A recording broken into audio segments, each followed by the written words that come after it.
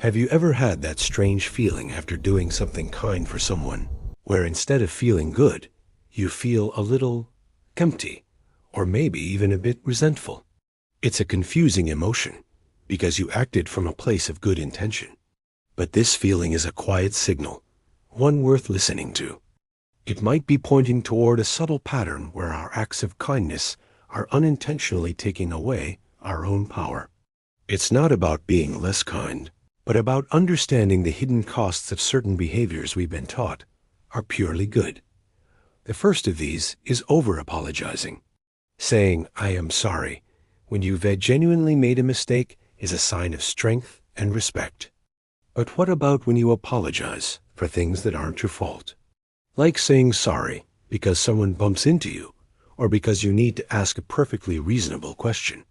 Each unnecessary apology can feel like a small surrender of your own space, your own right to simply exist without causing inconvenience. Over time, these little surrenders can teach you, on a subconscious level, that your needs are less important than the comfort of others. It subtly reinforces the idea that you should be smaller, quieter, and less in the way. Then there's the habit of over-explaining your decisions. You say no to a social invitation and immediately feel the need to give a long, detailed story about why. It comes from a good place. You don't want to hurt anyone's feelings. But in doing so, you're unintentionally handing over your decision for judgment. You're inviting the other person to evaluate your reasons, to decide if they are good enough. A simple, kind, "I can't make it, but thank you for thinking of me," is complete. It respects the other person, and just as importantly, it respects your own right to make choices for yourself without needing external validation. Your no is enough. Your reasons are your own.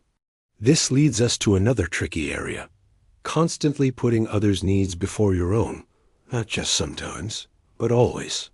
We celebrate selflessness, and it is a beautiful quality. But when it becomes a default setting, it can lead to burnout and a quiet loss of self.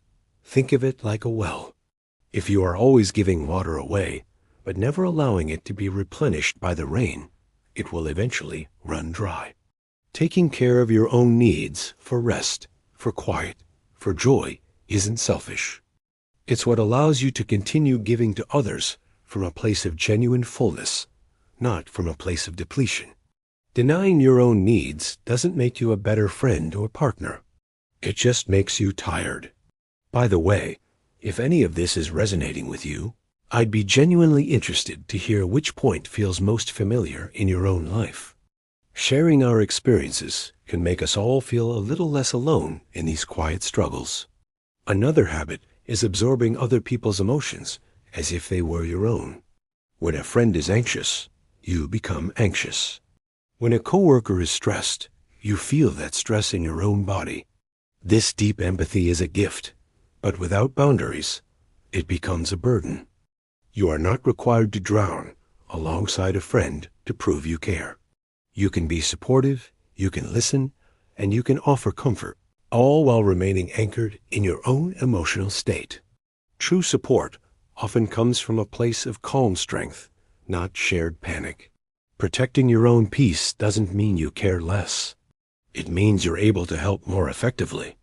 Finally, there's the act of silencing your own opinions to keep the peace.